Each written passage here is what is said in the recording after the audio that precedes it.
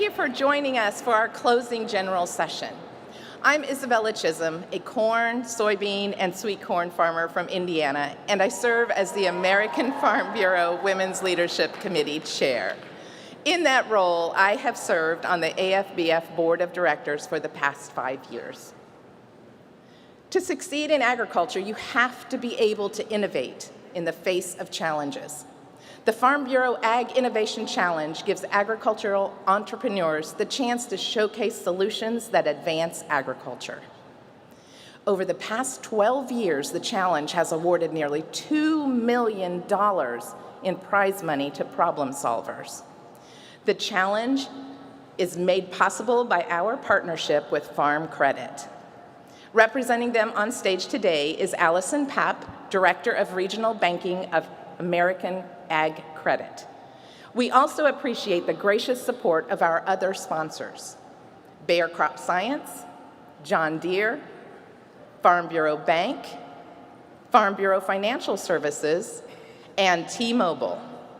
Good luck to the finalists, and thank you for your ingenuity that makes our lives easier.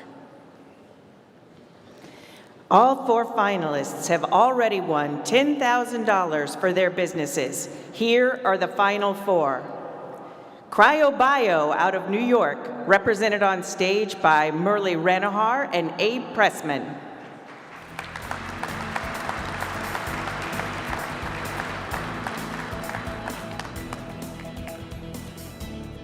FarmMind.org from Louisiana, represented by Colin Raby and Aaron Beatty.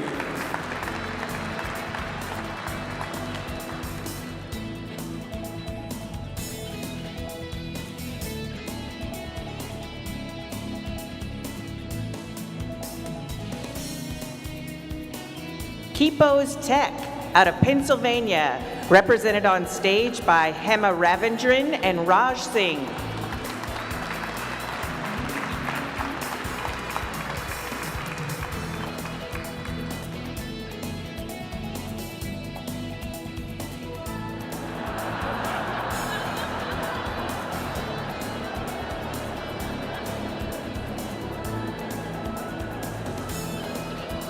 And Vivid Machines from Washington, represented on stage by Spencer Ruckel.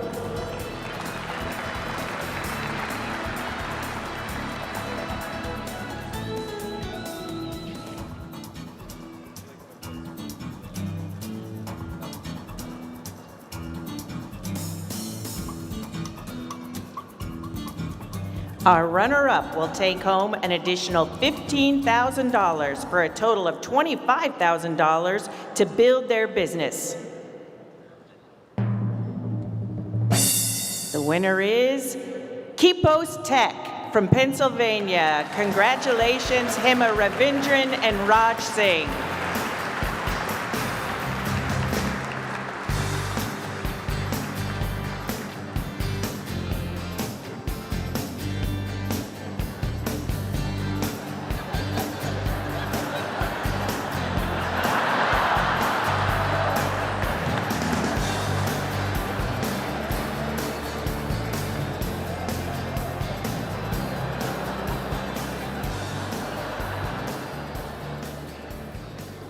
And now, the grand prize winner of an additional $90,000 for a total of $100,000 for their new business venture. Our 2026 Ag Innovation Challenge champion is FarmMind.org from Louisiana, represented by Colin Raby and Aaron Beatty.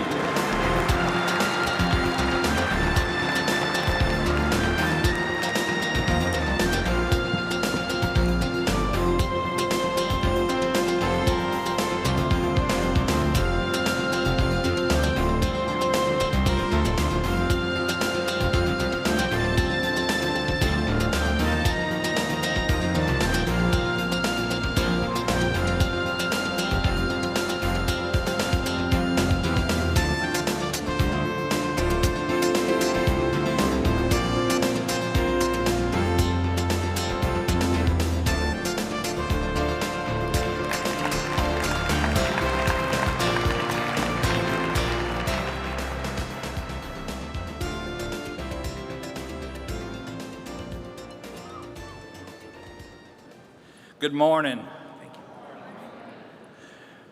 What an inspiring group of entrepreneurs we've seen this year in our Ag Innovation Challenge.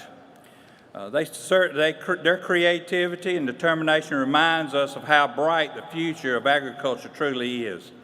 And we are fortunate to have a partner in Washington who understands the importance of innovation in agriculture and who values the role of American farmers and ranchers in keeping our nation's food secure. Secretary Brooke Rollins is originally from Glen Rose, Texas, but she is no stranger. Yes, go ahead, Texas. She is no stranger to Washington, D.C. During President Trump's first administration, she was the Director of Domestic Policy Council and Assistant to the President for Strategic Initiatives in the White House. She also previously served as Director of the Office of American Innovation. In her first term and her first year of USDA, Secretary Rollins has brought farmers and ranchers to the table to discuss challenges and opportunities in farm country. And she has visited farms across the country to see and hear firsthand about what we are facing. She has been an advocate for policies that respect farmers and has delivered critical support to help farmers and farm families that are struggling to hang on. Secretary Rollins has prioritized the security of our farms and our food supply, and she has promoted farmers' commitment to stewardship. And just like the farmers and ranchers that she serves, she doesn't shy away from any challenge. Please join me in welcoming the United States Secretary of Agriculture, Brooke Rollins.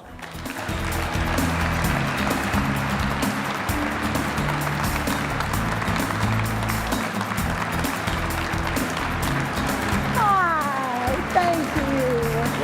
It's beautiful, thank you. Thank you so much. How about a big round of applause for Zippy Duval, everybody? And did I hear there may have been some Texans in the audience? I mean, that's what I like to hear. Y'all, thank you. Thank you, thank you, thank you. What a privilege it is to speak here before you at the 107th American Farm Bureau Convention. 107th. I was telling the guys, I think it may have been the 4th or 5th one. I was telling the guys backstage where I was named first runner-up in the Miss Texas Farm Bureau pageant. Maybe the 20th one, but it's been a while. But having grown up in and around the Texas Farm Bureau on my family's little place in Glen Rose, also in the summers and throughout the year on my family's row crop farm in Minnesota. Any Minnesotans out there? I love it, I love it. The importance of this organization and what you all stand for and how grateful I am for all of the farmers and ranchers that are here today and so many producers. It's just such a joy to see such an impressive crowd of farmers and ranchers and leaders who are passionate about improving today's agricultural landscape. When you look at what made America great 250 years ago, it really was our farmers and our ranchers, and agriculture has been at the center of this country from the beginning. So you all are carrying on that dynasty, that tradition, and it's just my greatest honor to represent all of you in Washington. Again, I want to thank the American Farm Bureau Federation for hosting us here in California. And again, I especially want to thank Zippy and his incredible team, many of whom I got to speak with backstage just a few minutes ago. Zippy has been a great leader. The team has been just remarkable. Joby, I know, is a former USDA-er under Sonny Perdue and does a great job as well for Farm Bureau. But the ups and the downs of American agriculture over the past decade, with Zippy at the helm, his tireless work, his servant's heart, and his work for all rural communities across our nation continues to be such a vital and important part of the fight to make American agriculture great again. So thank you for that, Zippy. Before I begin, I want to take a moment and acknowledge the passing of my good friend and many of you in the room, especially the Californians' good friend, Representative Doug LaMalfa. He faithfully served here in this beautiful state in the 1st Congressional District for 13 years. As I was flying in this morning, I was looking through my text messages, and the last message I got from him was right before Christmas. And we were talking back and forth about the importance of saving the water for our Potter Valley farmers, who I know many of you are here in the room today as well. Up until the very end, he was fighting for the very heart of our country, and he will be so desperately missed. And what a profound time of loss. And certainly our hearts, our thoughts, and perhaps most importantly, our prayers are with Doug and his family.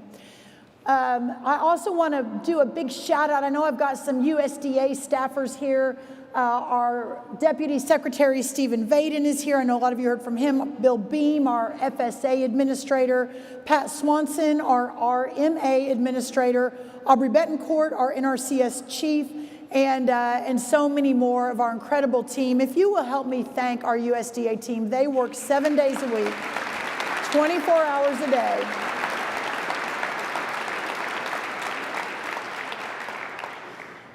Let's go back to why we're really here, and that's to talk about you, our incredible farmers out in this country. Our farmers not only feed and fuel and clothe us, you all bear and sustain a set of values and principles that is essential to the continuation of our republic. More than mere producers of commodities and economic actors, you are the bearers of a way of life and custodians of the great American experiment. Like the pioneers who settled this great nation, our farmers and ranchers build civilization from wilderness and fulfill our amazing God's command to till the earth, renewing our national inheritance of liberty for the next generation. And that is why all of America is under threat when American agriculture is under threat. And there's no doubt that right now, American agriculture, your way of life, is under threat. The previous administration, failed policies and failed leadership crushed our family farms. According to the latest USDA Census of Agriculture, we have lost over 140,000 family farms in just the last few years. The last administration and the one prior to the first time we were in with Trump basically hollowed out our heartland, our factories, and our farms. We had the cost of doing business, especially in the last 4 years, increase drastically while commodity prices slumped. The cost of inputs, and you all know this the best, exploded. Between 2020 and when we returned about a year ago, fuel and oil costs increased 32%. Labor increased 47%. This is just in 4 years. Interest rates increased 73%. The cost of fertilizer, feed, et cetera, all went up exponentially. This is unsustainable if we are going to continue the great tradition of farming in this country. It is also incredible to think that while those cost of inputs were skyrocketing, not one new trade deal was struck in the years between 2020 and the end of 2024. As a result, our agricultural trade deficit deteriorated dramatically, shifting from a surplus as we left the White House for the last time in early January of 2020 to a predicted $50 billion agricultural deficit just last year. Thankfully, due to a lot of hustling around the world by the president and our team, that number is actually going to come in around $41 billion. So we were able to cut that deficit but $9 billion, but $41 billion is still a long way to go. We're also forecasting, though, this year another significant drop to about $37 billion for 2026. Again, making progress, but so much work left to do.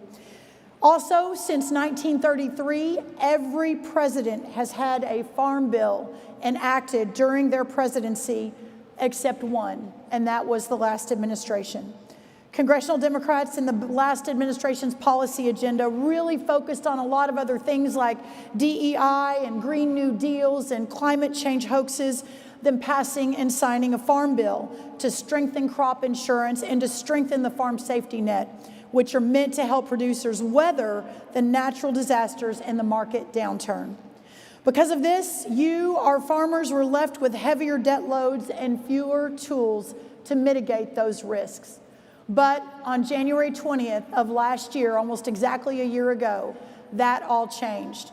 And this is the second thing that I want to talk with you about today, that in less than a year, the administration, while not perfect and so much left to do, but if you don't mind, I do want to take just a moment and walk through all of the work and I believe a lot of the achievements that were done in the last year.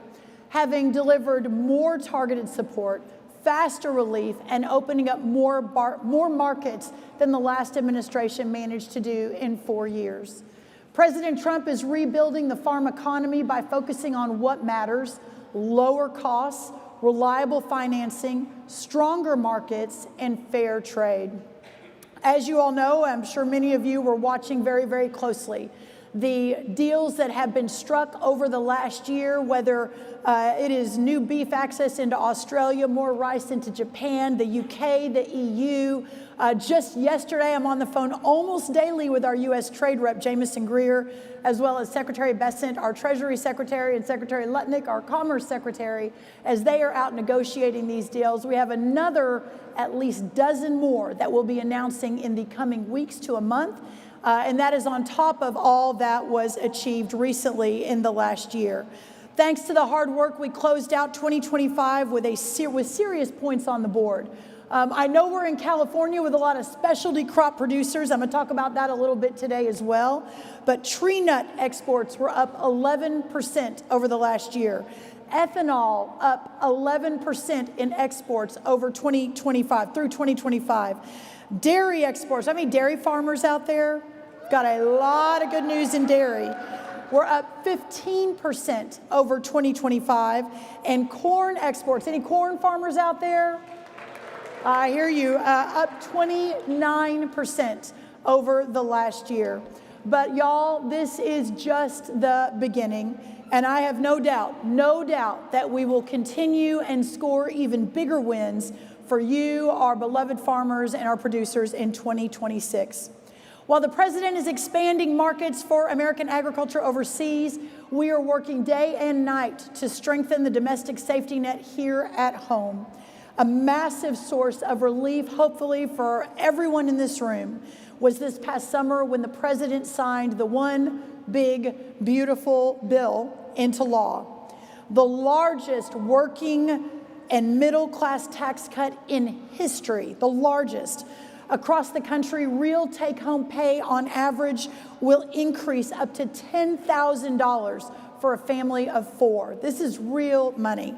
Increased reference prices for the first time in over a decade. Is that good news to a lot of you in this room? Crop insurance improvements, enhanced coverage, and lower premiums, saving producers an estimated $400 million a year, and expanding the new and beginning farmer definition and premium benefits from 5 to 10 years. We made in that bill the death tax exemption permanent for almost 2 million family farms and indexed it to inflation.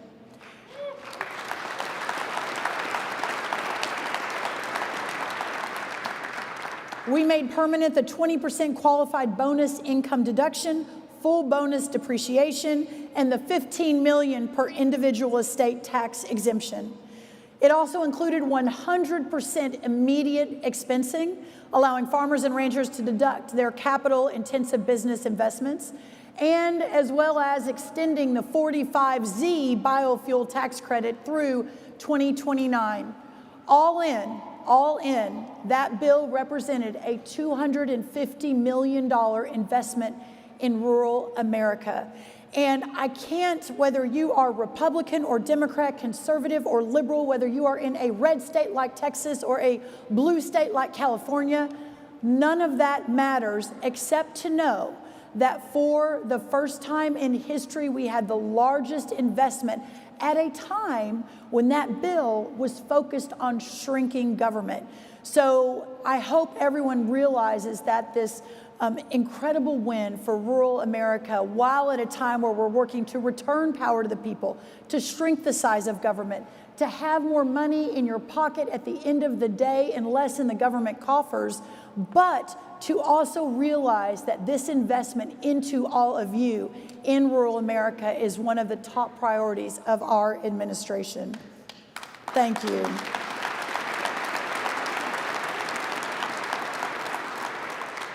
We want to give our children, your children, every opportunity to thrive in rural America, every opportunity. And we want to ensure that you all, our producers, have what you need to thrive and therefore build your business and take care of your family. In that vein, thanks to another provision today in the One Big Beautiful Bill, starting today is the day dairy producers across the country will be able to sign up for more affordable and robust coverage under the Enhanced Dairy Margin Coverage Program. That's happening today. And also today, we are beginning the process of adding up, the USDA back at the headquarters in Washington, is adding up to 30 million new acres to the ARC and the PLC programs.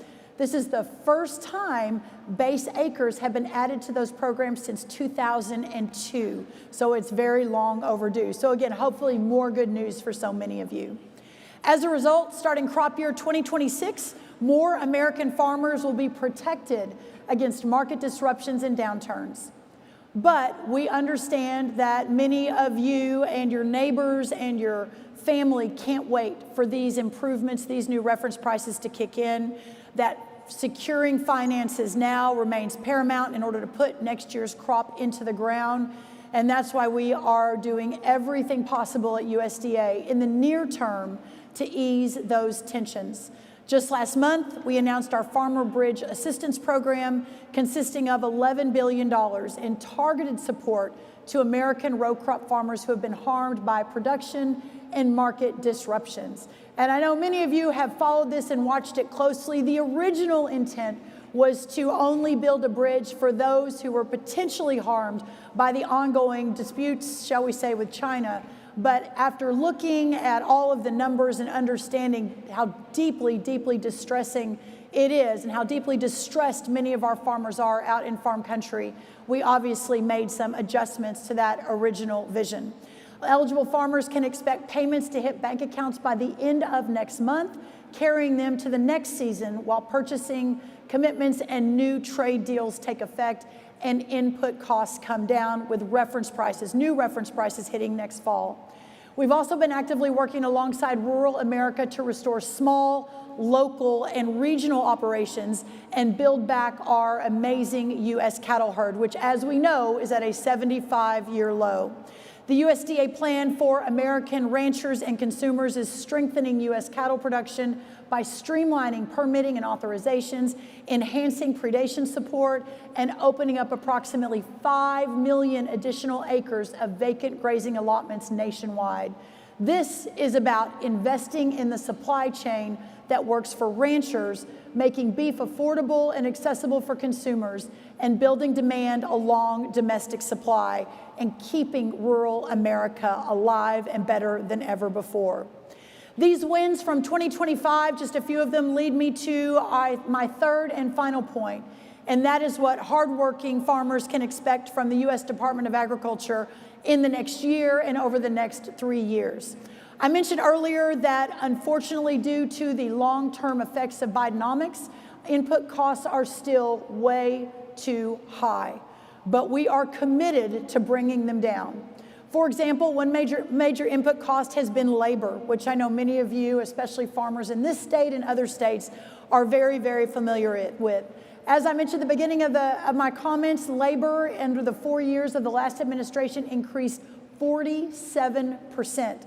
But the Trump administration continues to take bold action to ease regulatory burdens that hurt our farmers and drive up the cost of labor, starting with the H-2A program. Our Secretary of Labor, Chavez Jarimer, and I have been working on this issue since the beginning of the administration. The Department of Labor last month issued their interim final rule to change the methodology to establish the adverse effect wage rate for H-2A program, delivering much needed relief to many of you across this great country. This change will save our farmers over $2 billion in labor costs alone every single year. $2 billion alone.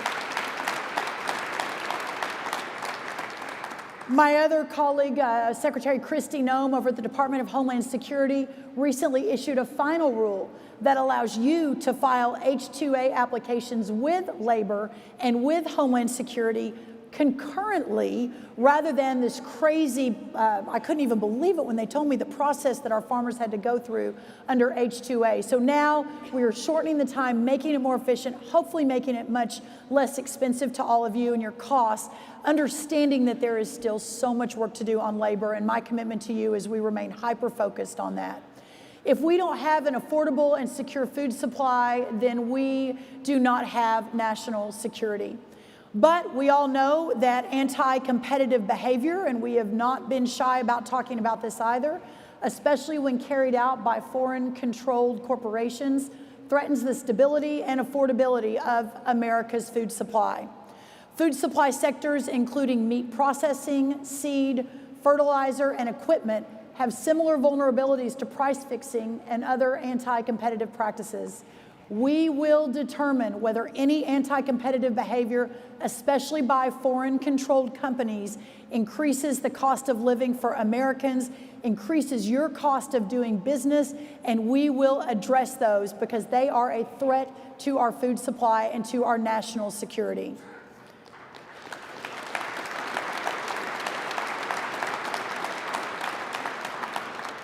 While President Trump's efforts have successfully brought down the price of a lot of everyday staples, fruits, vegetables, dairy, eggs, pork, ground beef, harmful measures like Proposition 12 here in California are undermining affordability and closing off the market for so many farmers. California, not surprisingly, has gone rogue and caused real pain to consumers and to our farmers under its pork confinement restrictions and cage-free egg commitments. This war against consumer choice and against our farmers forces Californians and those who receive those goods across the country to buy more expensive eggs and pork. California's actions under Proposition 12 fly in the face of federal jurisdiction and regulation over food production and safety, such as the Egg Products Inspection Act. It is one thing if California passes laws that affect only its own state, but it is another when those laws affect other states in violation of our United States Constitution.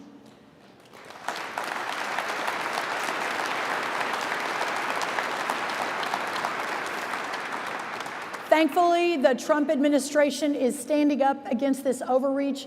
Last year, our Department of Justice filed a lawsuit against the state of California, Governor Gavin Newsom, Attorney General Rob Bonta, and other state officials. These oppressive actions cannot be allowed to continue. Freedom must win the day for the good of consumers and for the sake of our farm economy, which has an abundance of wholesome, healthy food just waiting to reach the market and end up on dinner tables across the nation. In contrast to Governor Newsom's antics, President Trump has been opening up market opportunities for our farmers left and right. That mission has also made him arguably the most pro-biofuels leader in history. On his first day in office, he declared a national energy emergency and identified year-round E15 as a solution for extending fuel supplies and reducing pump prices.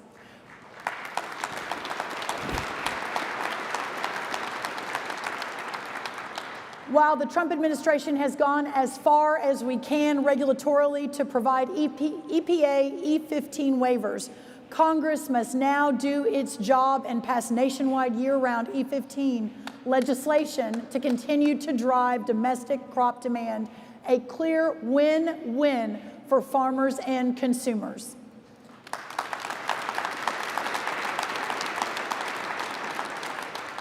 Under President Trump's leadership and our direction, our EPA has also proposed the highest and most aggressive renewable volume obligation, or RVO, proposal in history, which once final will ensure corn and soy and sorghum producers have a long-term certainty and a demand stream domestically that is already helping consumer prices at the pump. The importance of strong markets leads me to another announcement today, and that some of our incredible specialty crop farmers in the audience will be excited to hear. Today, the USDA is announcing we will purchase another additional $80 million in U.S.-grown commodities to provide nutrition assistance to communities across the country. Specifically, through USDA's authority under Section 32 of the Agriculture Act of 1935, the department will buy almonds, grape juice, pistachios, and raisins, all which will be produced by our hardworking American farmers, many of you in the state of California here today.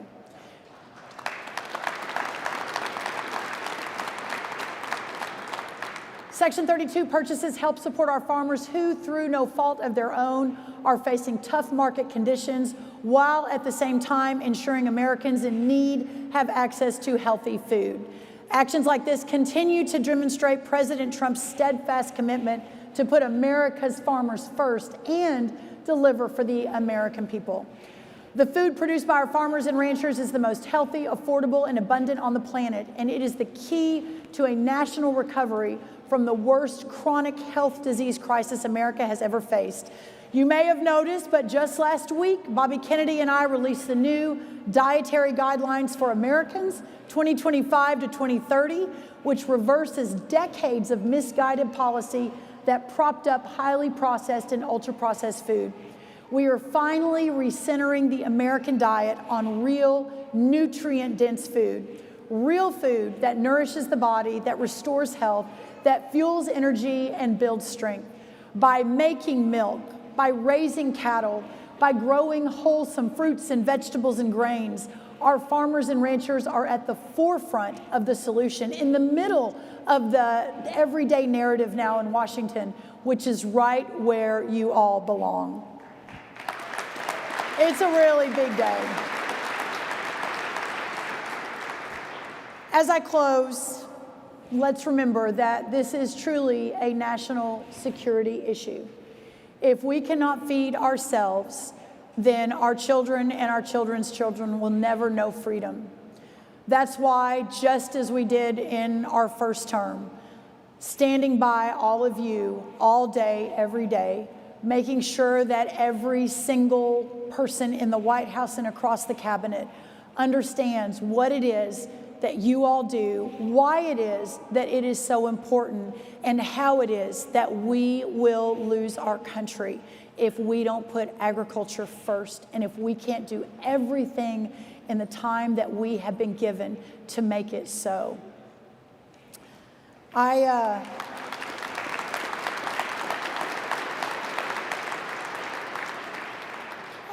I leave the stage today, I just want to take a moment of personal reflection. I had the written remarks because there was so much that I wanted to point out, but just a little point of personal privilege. We have been for the last year in my hometown church studying Exodus, and it's interesting. I'm guessing most of you, if not all of you, go to church and are believers and understand that we've already won, right? We've already won.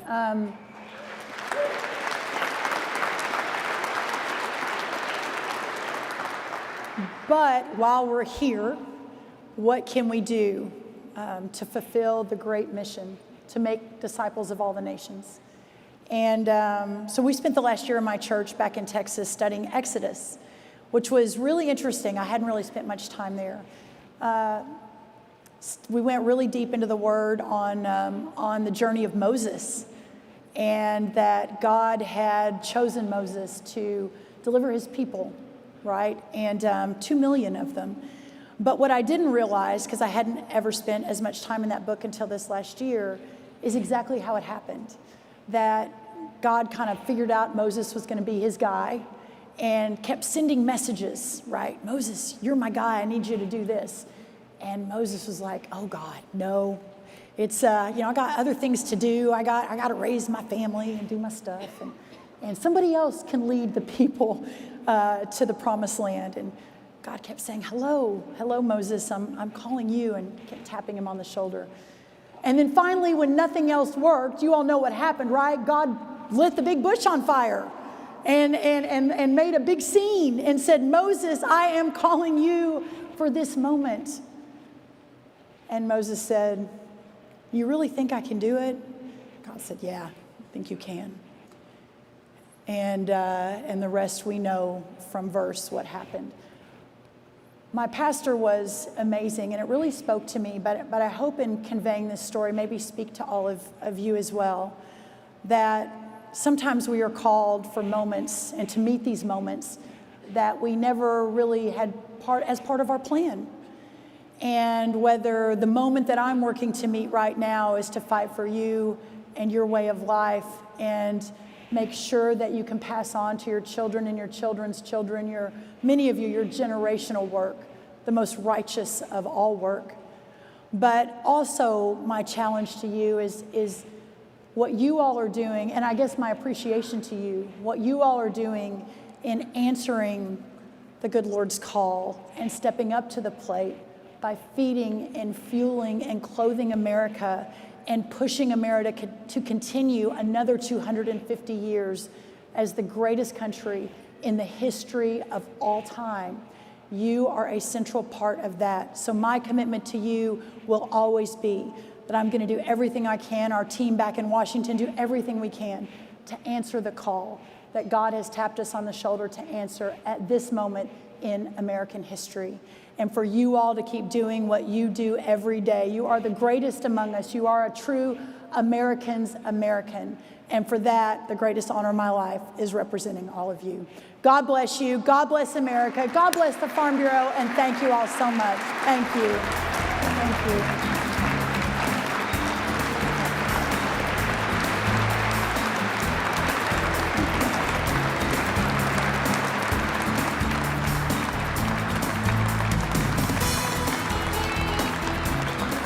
My name is Ryan McKay, a first-generation farmer from Central Massachusetts and chair of the American Farm Bureau Young Farmers and Ranchers Committee. I own Lilac Hedge Farm, a direct retail livestock and ag tourism farm, employing a team of nearly 100 and direct retailing over 1 million pounds of meat a year. Being a first-generation farmer means I'm constantly learning, and Farm Bureau has been my most valuable teacher. Through conferences and leadership programs, I've gained crucial business and advocacy skills that I've been able to immediately bring back and apply to our farm in Massachusetts. Farm Bureau isn't just a place to network. It's the strongest voice we have on policy that directly affects our operations. When I speak on behalf of my family farm, I know I'm backed by thousands of members working together to secure a sustainable future for American agriculture. As a member of the AFBF Young Farmers Committee, I've had the incredible opportunity to connect with farmers and ranchers from all across this country. Sharing our stories, challenges, and successes has truly been the most rewarding part of my 15 years with Farm Bureau. My Farm Bureau family is just that, my family. Farm Bureau gave me my first real platform for leadership, starting right here in Massachusetts. Serving as the chair of the AFBF Young Farmers and Ranchers Committee has allowed me to develop skills in management, public speaking, and strategic thinking that are essential for running my first-generation business. We're the McKays and we're Farm Bureau proud.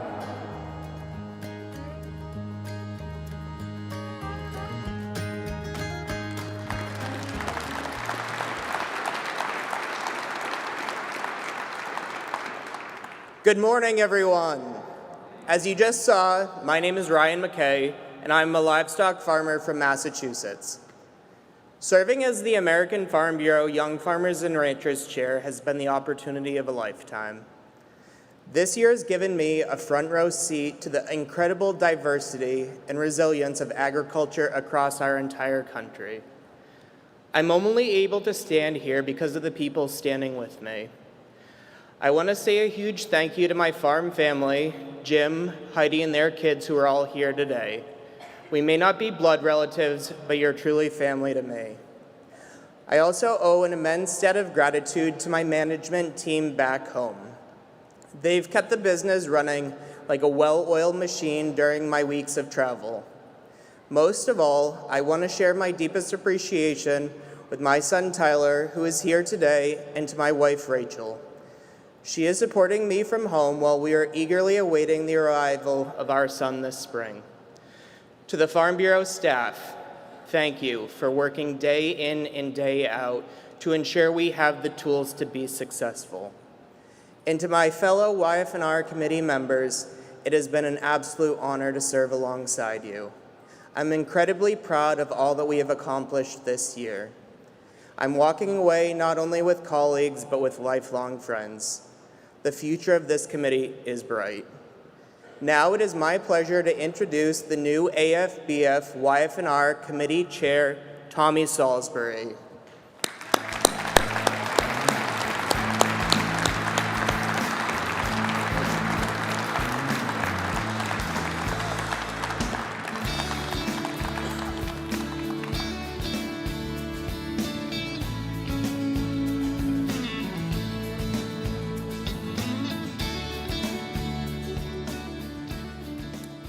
Thank you all. As Ryan said, I'm Tommy Salisbury, and I'm honored to serve the YF&R Committee's new chair.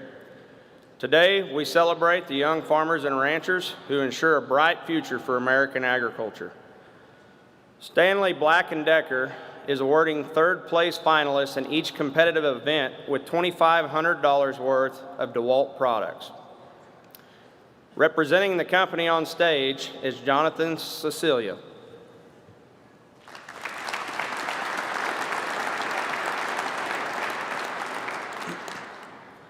American Ag is awarding a $2,500 Investing in Your Future cash prize to all our third-place finalists. Representing the company today is Mike Colon.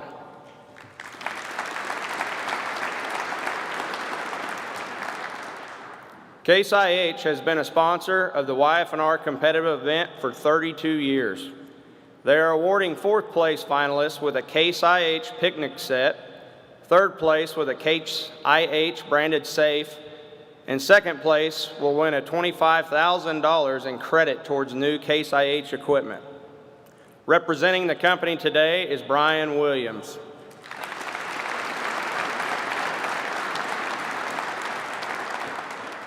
And Ford will give each of our competition winners free registration to the YF&R Leadership Conference in Portland, Oregon this March, and also a $35,000 credit for a new Ford vehicle. Here to represent the company is Josephine Kresick.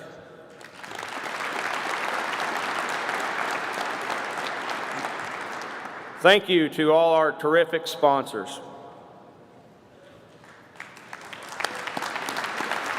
The Excellence in Ag Award recognizes young agricultural professionals who excel in leadership and knowledge of agricultural issues.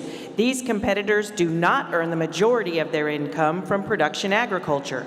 25 members competed for this award, and on stage are the top 10 competitors. Our fourth place finalist is Garrett and Courtney Gaddy of Mississippi.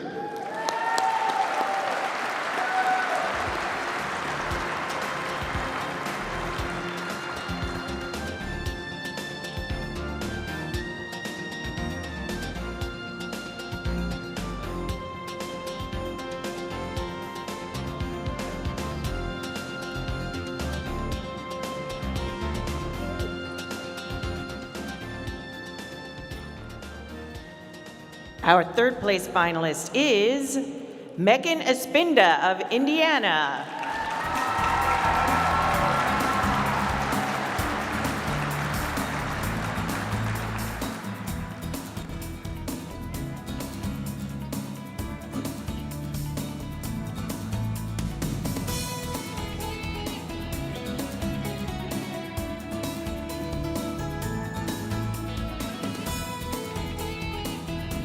Our runner-up and winner of $25,000 in credit towards new Case IH equipment is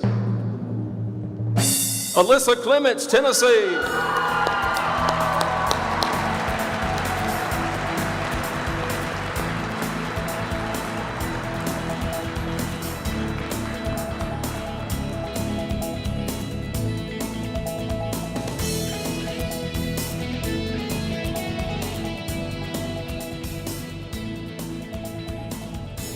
The winner of $35,000 in credit for a new Ford vehicle, the Excellence in Ag Award, goes to Tara Baker of Michigan.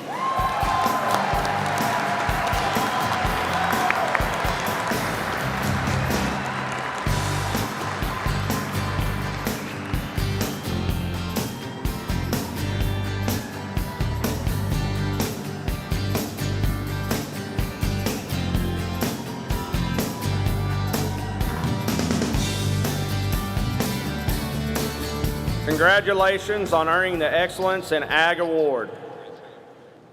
The discussion meet celebrates young leaders who work to build consensus and find solutions to agricultural problems. 36 competitors participated this year. The 4 discussion meet finalists are Brady Anderson of Idaho,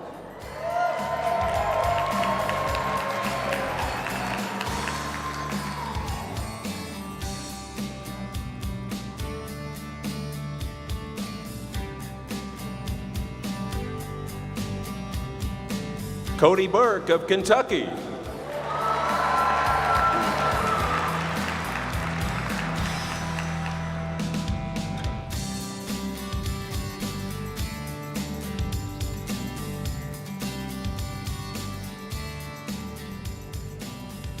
Cade Hill of Illinois,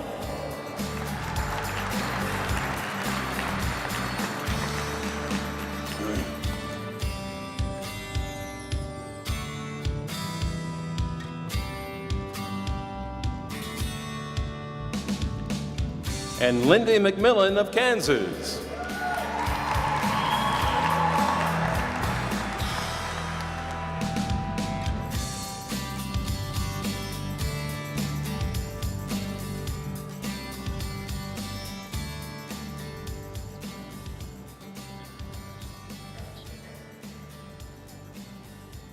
The discussion meet champion and winner of $35,000 in credit towards a new Ford vehicle is Lindy McMillan, Kansas.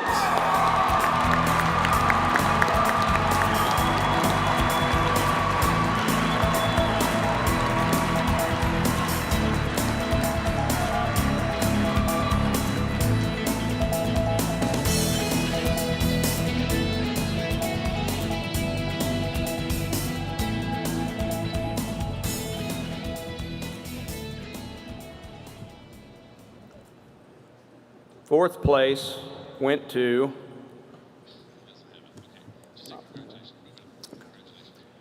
sorry about that. Congratulations to discussion meet champion and all the final 4.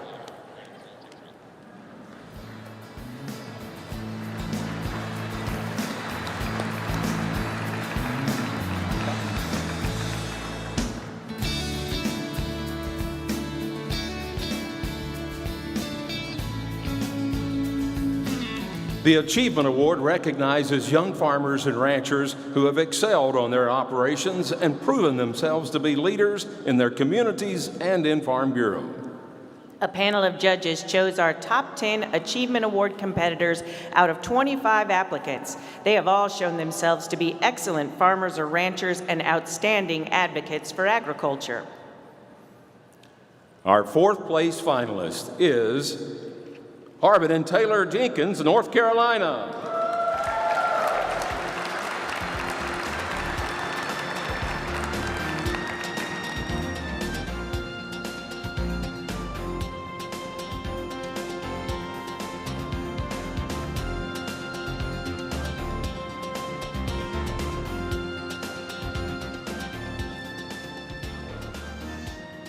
Our third place finalists are Clay and Paula Cron Green of Virginia.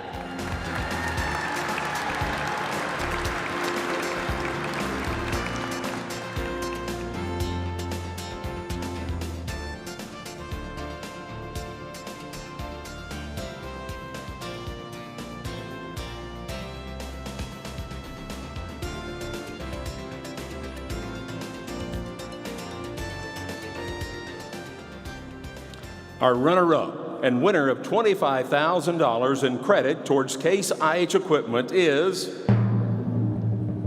Leighton Jesse Scherer of Texas.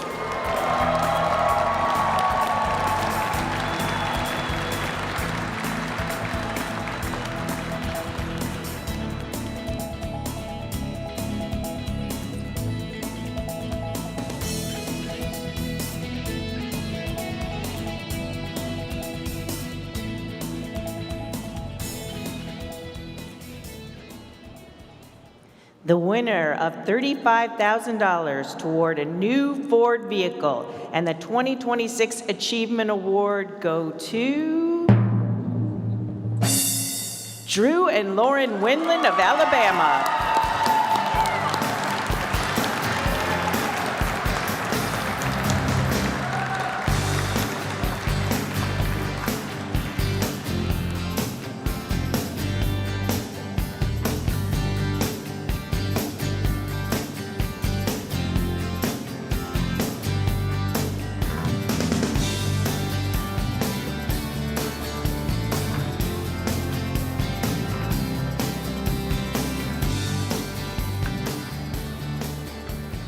Congratulations for winning the Achievement Award. Let's give a hand to the great sponsors and all the participants in this year's competitive events.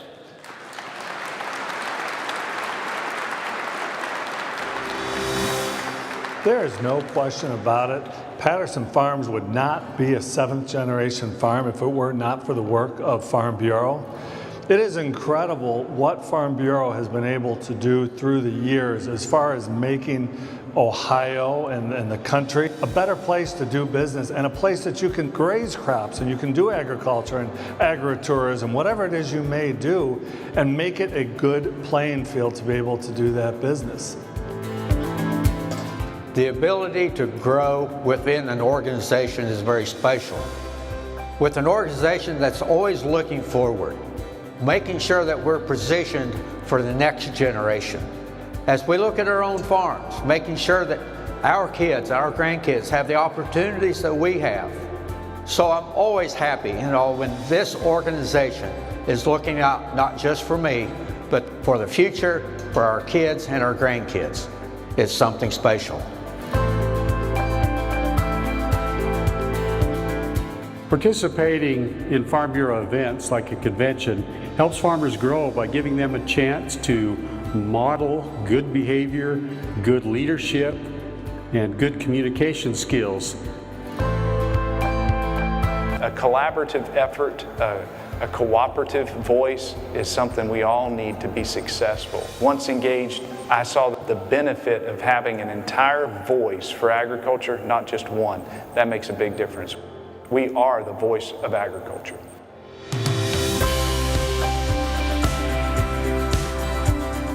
The training that I've received has enabled me to do one of my favorite things in Farm Bureau, and that is to have a seat at the table so that I can advocate for my fellow farmers. Every Farm Bureau member has the power to grow our organization by showing up, speaking out, and sharing the story of agriculture.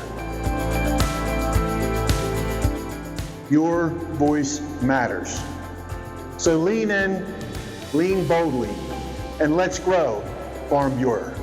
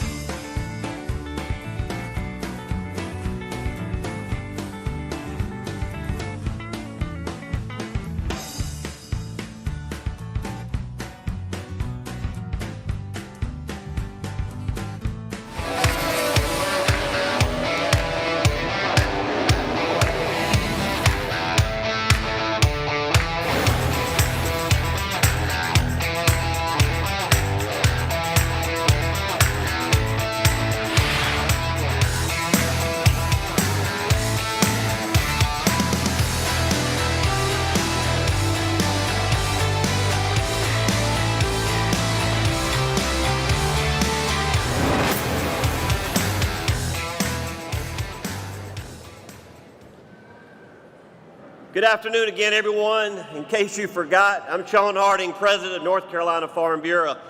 And what an incredible time that we've shared here in Anaheim, celebrating our achievements, learning from each other, and strengthening our bonds that make us the Farm Bureau family. I am thrilled to invite you all to join us in Charlotte for our 2027 convention. Our theme, Driven to Lead and Fueled by Community, will be a great mission for us all to strive for during the year ahead. A reminder that agriculture is powered not just by our individual determination, but by the strength, the trust, and the unity of the communities that we serve. Mark your calendars, bring your passion, and let's continue to lead together. I can't wait to welcome all of you in Charlotte in 2027. Thank you to all of our sponsors who made this convention possible, including Bayer Crop Science, Case IH, CoBank, Corteva, Farm Credit, Ford, John Deere, Nationwide, Native American Agriculture Fund, Syngenta, and T-Mobile. Have a great day.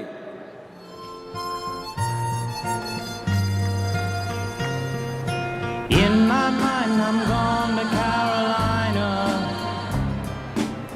Can't you see the sunshine? Now can't you just feel the moonshine?